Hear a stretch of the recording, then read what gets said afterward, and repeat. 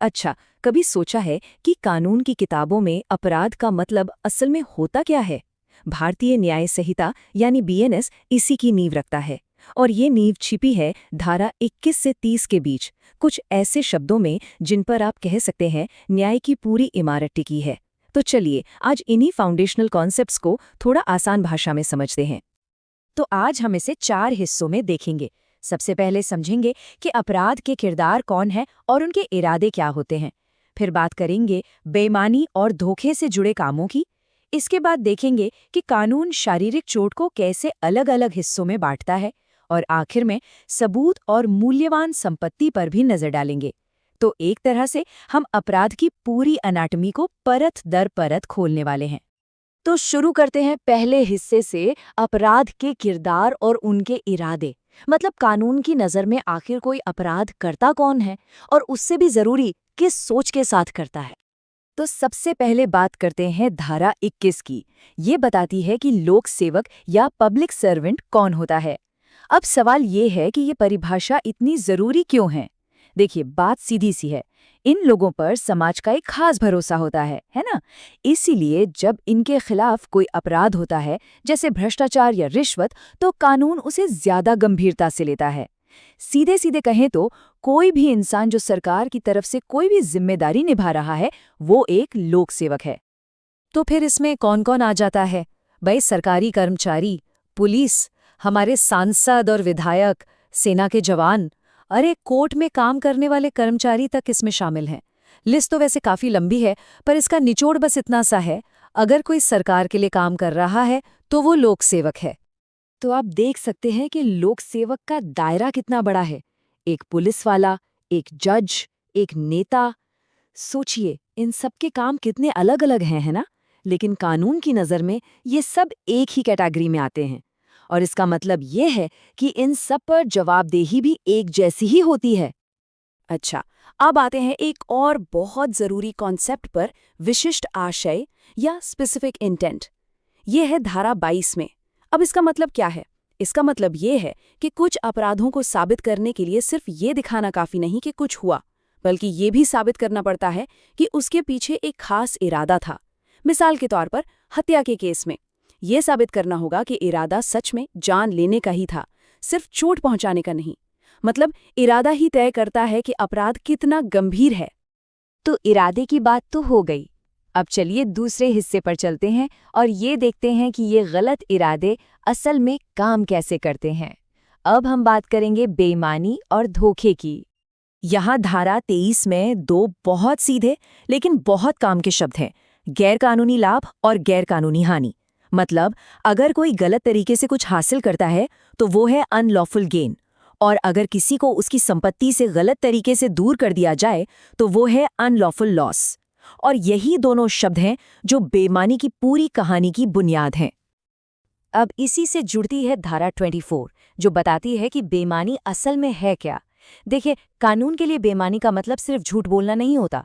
ये एक इरादा है, किसी को गैर कानूनी नुकसान पहुंचाने का और खुद को गैर कानूनी फायदा पहुंचाने का। एकदम सीधा सा उदाहरण है, किसी का बटुआ चुरा लेना। सोचिए, जिसका बटुआ गया उसे हुआ अनलॉफुल लॉस और चोर को हुआ अनलॉफुल गेन। बस कानून की नज़र में यही बेईमानी है। और फिर आती है धारा 25, जो बात करती है धोखे यानी फ्रॉड की। तो धोखा क्या है? सीधी सी बात है, जब कोई किसी को झूठी जानकारी देता है और उस वजह से सामने वाले को कोई नुकसान हो जाता है या झूठ बोलने वाले को कोई फायदा मिल जाता है। जैसे कि कोई नकली डिग्री दिखाकर नौकरी पा ले या किसी को बातों में फंसाकर उससे पैसे ऐंठ ले, ये सब धोखे में आता है। चलिए अब आते हैं अपने तीसरे हिस्से पर, जो है शारीरिक चोट के बारे में। कानून फिजिकल नुकसान को कैसे देखता है, कैसे मापता है, और ये समझना बहुत ज़रूरी है, क्योंकि किसी भी केस में सज़ा कितनी होगी ये काफ़ी हद तक इसी पर निर्भर करता है। तो यहाँ पर कानून दो तरह की चोटों में एक साफ लाइन खींचता है, और यकीन मानिए इस फर्क से सज़ा में ज़मीन आसमान का अंतर आ सकता है। धारा 26 में है चोट यानी हर्ट। ये कोई भी शारीरिक दर्द हो सकता है, जैसे किसी को थप्पड़ मारना। लेकिन धारा 27 में आती है गंभीर चोट यानी ग्रीवियस हर्ट, और ये मामला कहीं ज़्यादा सीरियस है, जैसे किसी की हड्डी टूट जाए, शरीर का कोई अंग हमेशा के लिए ख़राब हो जाए या किसी को 20 दिन से ज़्यादा अस्पताल में रहना पड़े। और इन सबसे ऊपर सबसे गंभीर कैटेगरी है धारा 28 में, जीवन के लिए खतरनाक हमला। ये कोई भी ऐसी चोट या हमला है जिससे किसी की जान को खतरा पैदा हो जाए। और इसमें खास बात यह है कि भले वो इंसान आखिर में बच जाए, इससे फर्क नहीं पड़ता। कानून यहाँ ये नहीं देखता कि नतीजा क्या हुआ, बल्कि ये देखता है कि आदमी कितना जानलेवा था। और अब आ गए हैं हम अपने आखिरी हिस्से पर, सबूत और मूल्यवान संपत्ति। आखिर किसी भी अपराध को साबित करने के लिए किन चीजों की जरूरत पड़ती है, चलिए देखते हैं। धारा 29 दस्तावेज या डॉक्यूमेंट की परिभाषा को आज के डिजिटल दौर के हिसाब से अपडेट करती है। तो ये मत सोचिए कि दस्तावेज का मतलब सिर्फ कागज का एक टुकड़ा है। नहीं, कोई भी लिखा हुआ रिकॉर्ड हो, कोई ई-फाइल हो, डिजिटल सिग्नेचर या कोई सरकारी रिकॉर्ड, कानून की नज़र में ये सब कुछ एक दस्तावेज है। और ये बात आज के ज़माने में बहुत मायने रखती है। इसका सीधा सा मतलब ये हुआ कि आपका एक मामूली सा ईमेल भी एक कानूनी दस्तावेज माना जा सकता है। इससे पता चलता है कि हमारा कानून भी वक्त के साथ साथ कैसे बदल रहा है, कैसे इवॉल्व हो रहा है। और जरा सोचिए, इसका असर कितना गहरा है।